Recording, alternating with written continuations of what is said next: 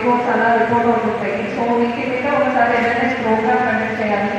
And boys and girls ఇద్దరికి కూడా వీటి మీద కొంచెం అవగాహన కల్పించాలనేది మా ఉద్దేశం. అందుకే ఈ ప్రోగ్రామ్ కండక్ట్ చేశాము. సో ముందుగా అందరూ ఏజ్ అరౌండ్ 25లో ఉంటారు కదా మీ అందరూ, అంతే కదా. సో గ్రాడ్యుయేషన్ కంప్లీట్ చేసుకొని ఇప్పుడు వచ్చుంటారు. సో ఎక్కడెక్కడో వచ్చుంటారు. సో మీ దగ్గర నుంచి మాకు కొన్ని కేసెస్ ఏం రిపోర్ట్ అవుతాయంటే మెయిన్గా మిస్సింగ్ కేసెస్ అనేది రిపోర్ట్ అవుతున్నాయి మాకు ఎక్కువ. మిస్సింగ్ కేసెస్ ఎట్లా అంటే ఎస్పెషల్లీ గర్ల్స్ అనమాట. ఎవరితో రిలేషన్షిప్లో ఉంటారు, ఎవరికి చెప్పకుండా వెళ్ళిపోతారు. పేరెంట్స్కి తెలిసిన తర్వాత వాళ్ళు మాకు కంప్లైంట్ ఇస్తారనమాట. సో మేము మిస్సింగ్ కేసెస్ రిజిస్టర్ చేస్తాము. సో మెయిన్ ఏంటంటే ఇక్కడ వచ్చింది చదువుకోవడానికి. అంటే నేను మేమేదో మోరల్ పోలీస్ చేస్తున్నామని అనుకోవద్దు. ఈ స్టేజ్ దాటే వచ్చాము మేము అందరం కూడా. సో మేము కూడా కొంచెం చూసాము ప్రాక్టికల్గా ఫీల్.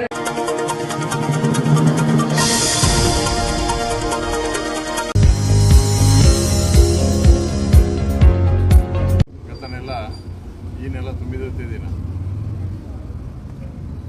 మా యొక్క వైఎస్ఆర్ కాంగ్రెస్ పార్టీ గురించి, వైఎస్ఆర్ పార్టీకి సంబంధించిన నాయకుల మీద, వారి యొక్క భార్యల మీద అనుచితంగా, అంటే వైఎస్ఆర్ కాంగ్రెస్ పార్టీ నాయకులు భార్యలు చెల్లెళ్ళుగా భావించి పెళ్లి చేసేదానికి కూడా సిద్ధంగా ఉన్నారు జగన్మోహన్ రెడ్డి గారు చెప్తే అని చెప్పి ఒక అసందర్భమైన, ఒక నికృష్టమైన ఒక మాట మాట్లాడడం జరిగింది ఏబిఎన్ రాధాకృష్ణ గారు. వీకెండ్ కామెంట్లో ఈ విషయం గురించి చెప్పడం జరిగింది. వాటికి సంబంధించి మేము ఈ నెల 9వ తేదీన ప్రతి పోలీస్ స్టేషన్లో కూడా అన్ని నియోజకవర్గాల్లో కంప్లైంట్ కూడా అతని మీద చర్యలు తీసుకోవాలి, అతని వీకెండ్ కామెంట్లో చేసినటువంటి ఆ కామెంట్ ఏదైతే ఉందో అది విత్డ్రా చేసుకోవాలి అని చెప్పి కూడా మేము కంప్లైంట్ ఇవ్వడం జరిగింది. ఇంతవరకు మేము ఇచ్చిన కంప్లైంట్ పోలీసులు ఎలాంటి చర్యలు తీసుకున్నట్టుగా మాకు కనపడలేదు. ఈరోజు మళ్ళీ ఎస్పీ గారిని కలిసి గతంలో మేము ఇచ్చిన కంప్లైంట్ ఏదైతే ఉందో ఆ కంప్లైంట్కు సంబంధించి మీరు చర్యలు తీసుకోండి, మేము ఇచ్చిన కంప్లైంట్ ఇంతవరకు దాని మీద ఎవరు ఎలాంటి చర్యలు తీసుకోలేదు అని చెప్పి అన్ని నియోజకవర్గాలకు సంబంధించి నాయకులందరూ కూడా ఈరోజు ఎస్పీ గారిని కలిసి రిప్రజెంటేషన్ ఇచ్చి మరి వాస్తవ పరిస్థితులన్నీ కూడా చెప్పడం జరిగింది. మరి మేము ఒకటే ఏబిఎన్ రాధాకృష్ణ గారిని నేను క్వశ్చన్ చేస్తా ఉన్నాను. ఎందుకంటే ఏదైనా మీ యొక్క వంశంలో కానీ మీ కులంలో కానీ మీ యొక్క ఆడవాళ్లను చెల్లెళ్ళుగా భావించి ఏదైనా పెళ్లిళ్ళు చేసే సాంప్రదాయం ఏమన్నా మీకు ఉండొచ్చినేమో, కానీ ఇక్కడ వైఎస్ఆర్ కాంగ్రెస్ పార్టీలో ఉండే నాయకులకు కానీ కార్యకర్తలకు కానీ అభిమానులకు కానీ ఈ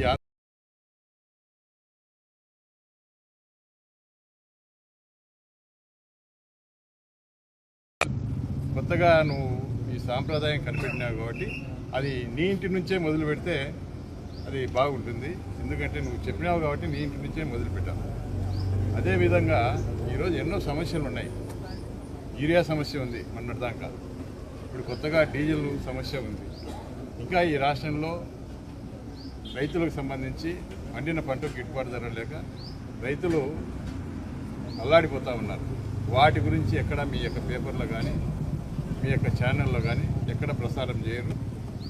మరి కేవలం వైఎస్ఆర్ కాంగ్రెస్ పార్టీని ఏ విధంగా పార్టీ మీద బురద చల్లాలా, జగన్మోహన్ రెడ్డి గారిని టార్గెట్ చేసి, జగన్మోహన్ రెడ్డి గారి కుటుంబాన్ని టార్గెట్ చేసి, వైఎస్ఆర్ పార్టీ నాయకులను టార్గెట్ చేసి మాట్లాడుతూ ఉన్నారు.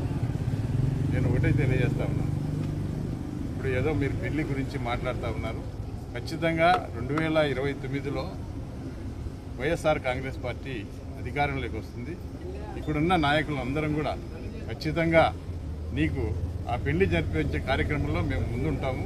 ఖచ్చితంగా వైఎస్ఆర్ కాంగ్రెస్ పార్టీ కూడా రాష్ట్ర వ్యాప్తంగా రాధాకృష్ణ, ఎందుకంటే భార్య చనిపోయి దాదాపు 4 సంవత్సరాలు కావస్తూ ఉంది, ఆయన పెళ్లి కావాలని అనుకుంటా ఉన్నాడు. ఖచ్చితంగా నీ పెళ్లి మంచి ముహూర్తాన నీ పెళ్లి ఖచ్చితంగా మేము చేసేదానికి కూడా సిద్ధంగా ఉన్నామని చెప్పి ఈ సందర్భంగా తెలియజేస్తాం.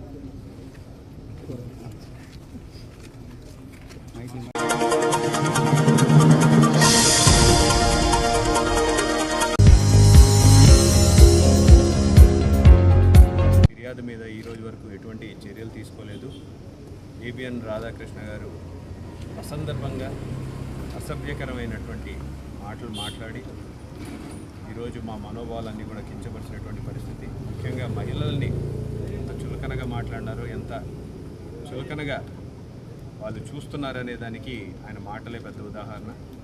మరి వారి మీద చర్యలు తీసుకోవాలని చెప్పేసి వారిని కోరడం జరిగింది.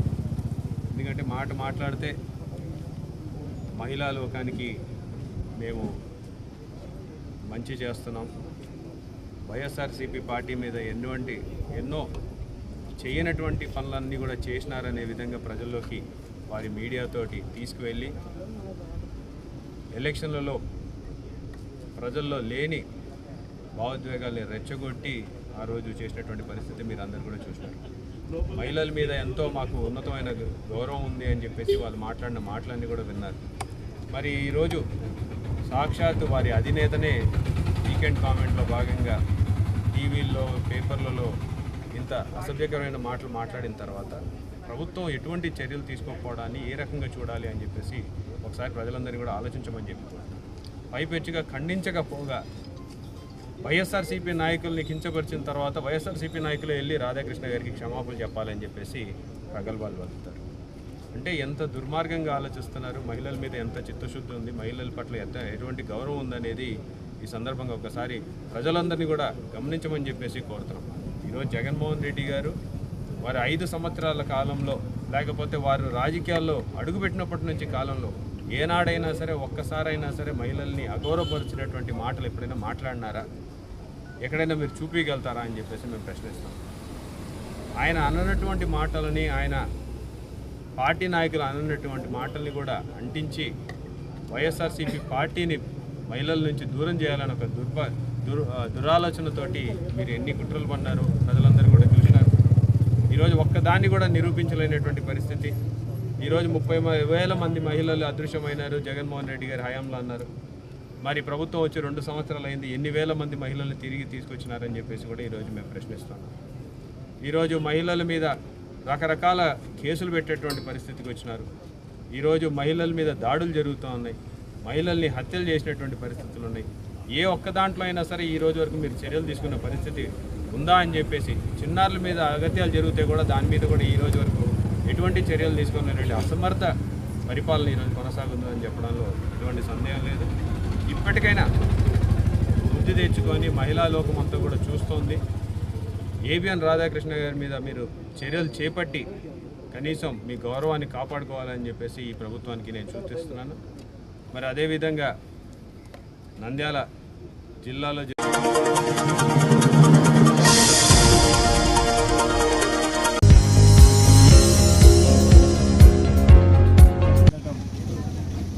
ఆంధ్రజ్యోతి అధినేత అయిన రాధాకృష్ణ గారి మీద మేము ప్రతి ఒక్క స్టేషన్లో కూడా నియోజకవర్గాలకు సంబంధించిన హెడ్ అన్ని హెడ్ క్వార్టర్లో కూడా పోలీస్ స్టేషన్లో మేమందరం కూడా ఎస్ఐలకు అందరికి కూడా కేసులు ఇవ్వడం, అంటే కేసు పెట్టమని మేమందరం కూడా రిప్రజెంటేషన్ ఇవ్వడం జరిగింది.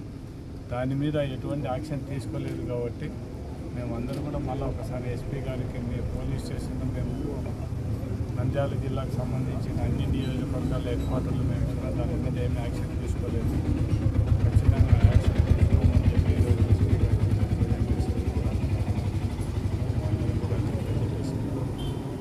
అంటే ఇంతకుముందు చూస్తే తెలుగుదేశం ప్రభుత్వంలో మొత్తం ఏది చూసినా విచ్చలవిడిగా ఉండే పరిస్థితి ఉంది. ఇసుక ఫ్రీ, కానీ బీచ్ నుంచి తీసుకొచ్చి ఎవరైనా పొరపాటు సొంత అవసరాలు తీసుకొచ్చినాన్ని కూడా ఎవరిని బయటికి తీసుకురాని పరిస్థితి.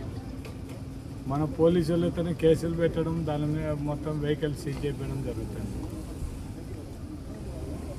చంద్రబాబు నాయుడు గారు మాత్రం నేను ఇసుక ఫ్రీ అంతకుముందు వైఎస్ఆర్సీపీలో ఇసుక అమ్ముకున్నారని చెప్పడం జరిగింది.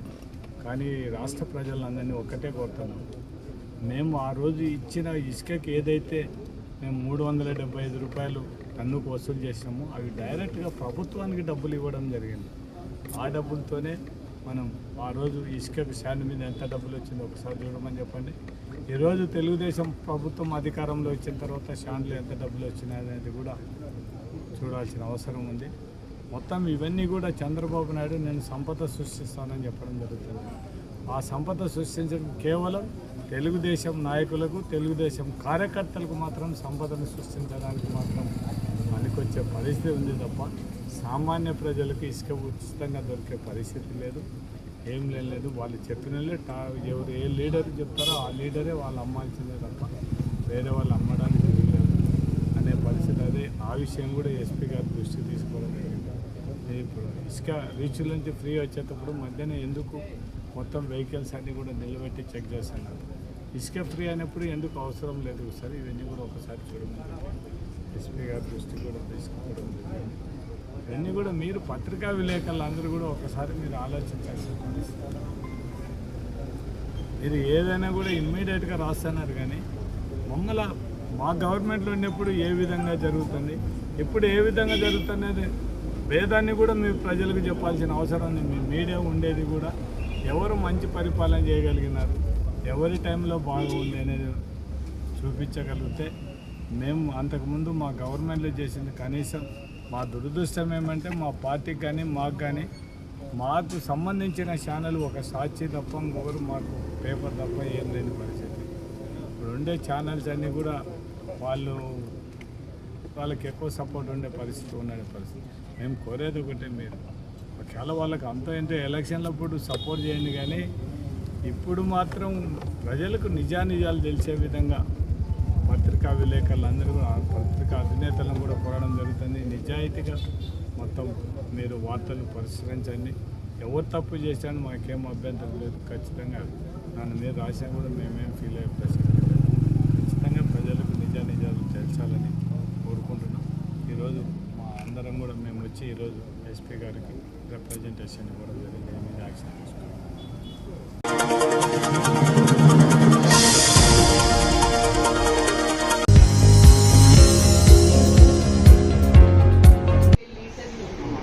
సాయంత్రం 5:30 9,000 లీటర్లు వస్తుంది. 9 ప్లస్ 5 ఈ 5,000 లీటర్లు ఇప్పుడు సాయంత్రం 5:30 వస్తుంది. 5 to 5:30 ఇక్కడ మనకు స్లిప్ లేదు, కంపెనీ వాళ్ళ బంక్. సో ఇక్కడ షార్టేజ్ కూడా ఉండదు. ఓన్లీ లైన్ రెగ్యులేట్ చేసుకోవడమే ఇక్కడ ఇబ్బంది. ఎందుకంటే పక్కన లారీ అసోసియేషన్ ఉంది, 100,000 లారీలు స్టాక్ లేదంటే వాళ్ళు లారీ పెట్టేసి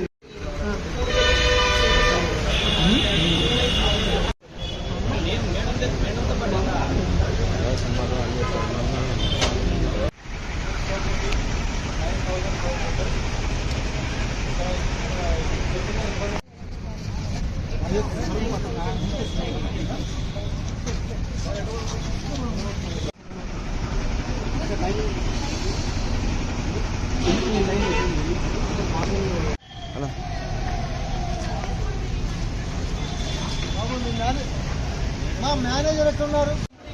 ఎమర్జెన్సీ ప్రైస్ 1000 చెప్పి 3600 సేల్ చేస్తారు.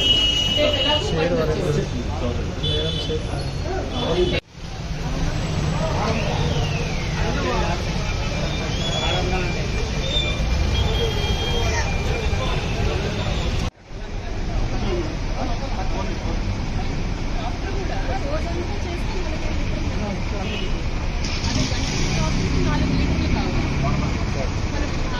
రోజంతా పని చేసినా 40 లీటర్లు.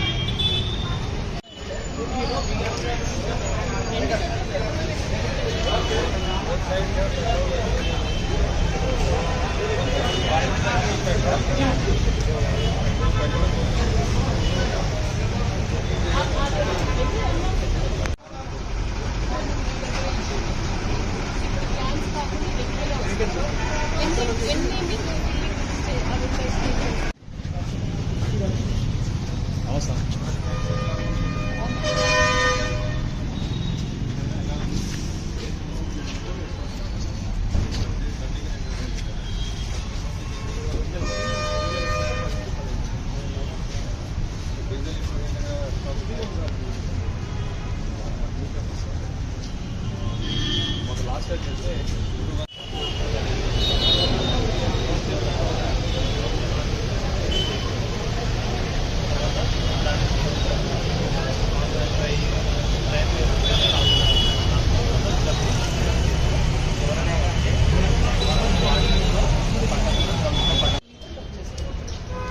డీజిల్ సేవ్ ఇంజన్ చెప్పారు అయితే తక్కువ చేయాలి. మీకు ఒక్క నిమిషం ట్యాంకులో పంపుకి ఎంత లీటర్ డ్రా చేస్తే అందులో ఫస్ట్ అది కలుపుతాం 1000-1500 లీటర్స్ అంతకు మించి మనం డ్రా చేయడం పంపు కలుగుతుంది. దానిపైన ఏదన్నా అది సేల్ చేయాలి. Simple fundamental.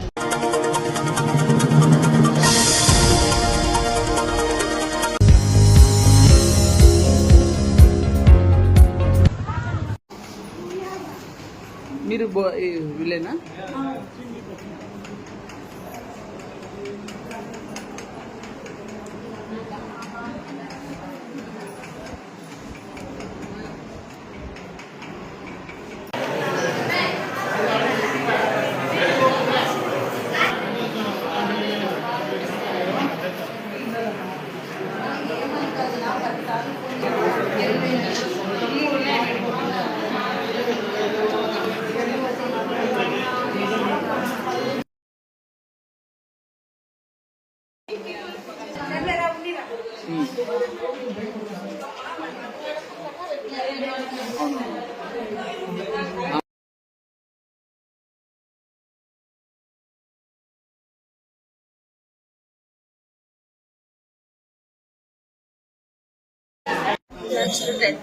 ఎక్కడ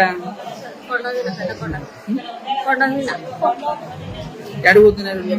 ఫస్ట్ దొంగపోతున్నారు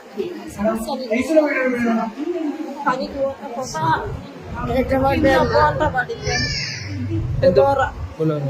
ఎంతమంది ఉన్నారు? 25 మంది. అందరు దెబ్బతిన్నా? దెబ్బలు సగం మందికి తగ్గింది, సగం మందికి చిన్న చిన్నవి పెద్దగా తగ్గింది. మీరు వెళ్ళారా? మేము పోలేదు సార్, ఇంటికాడ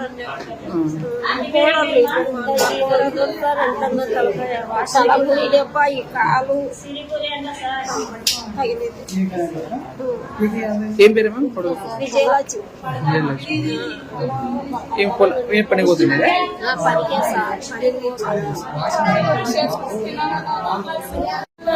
సార్ నాకు ముగ్గురు అసలు ఏం జరిగింది? ఎట్లా జరిగింది?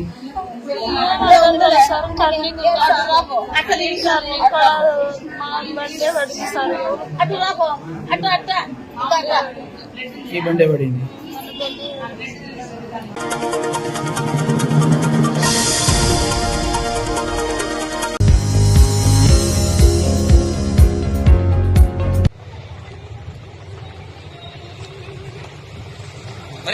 చిల్లర్ కాదు, మధ్యలో పడినది. మధ్యలో పడిన చిల్లర కొట్టేస్తావు. అప్పుడు సెంటర్లో వస్తుంది, లోపల సెంటర్లో వస్తుంది. ముందైతే గాలి పెడుతుంది, వేగం ఎక్కువైంది. ముందైతే కదా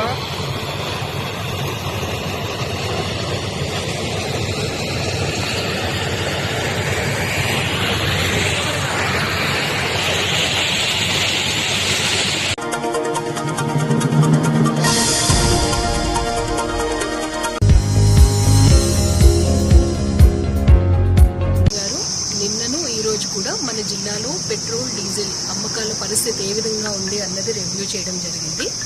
జిల్లాలో మనకి 223 పెట్రోల్ బంక్స్ ఉన్నాయి.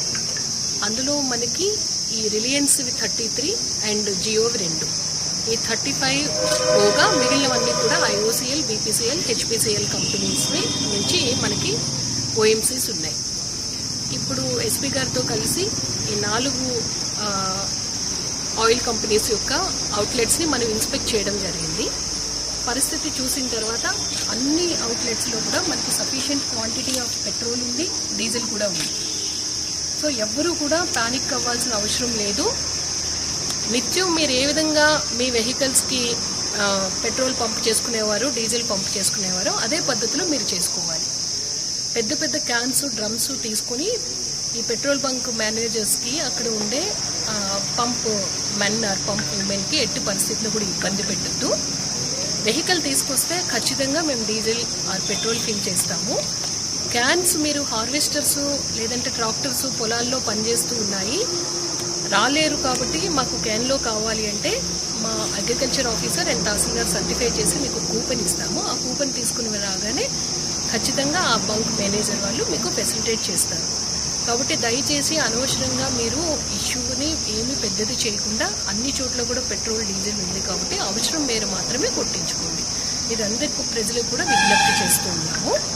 రెండవ విషయం ఏమిటంటే కొన్ని చోట్ల మనకి ఈరోజు పొద్దున్న డీజిల్ అయిపోవడము, ఇమీడియట్గా రాకపోవడం ఉంది. సో ఆల్ సేల్స్ ఆఫీసర్స్తో ఆల్రెడీ ఎస్పీ గారు నేను మాట్లాడాము. ఈవినింగ్ 5 o'clockలోగా మొత్తం ఎక్కడ డ్రై అవుట్ అయినాయో అన్ని చోట్ల కూడా ఈవినింగ్ 5 o'clockలోగా పెట్రోల్ అండ్ డీజిల్ రెండు కూడా సమకూర్చే ప్రయత్నం చేశాం. కాబట్టి సాయంత్రం 5 గంటల నుంచి మొత్తం స్మూత్ అయిపోతుంది. కాబట్టి ఆందోళన చెందకండి, ఎంత అవసరం కావాలో అంతవరకే మీరు పెట్రోల్ డీజిల్ కొట్టించుకోండి అని ప్రజలందరికీ కూడా విజ్ఞప్తి చేస్తున్నాం.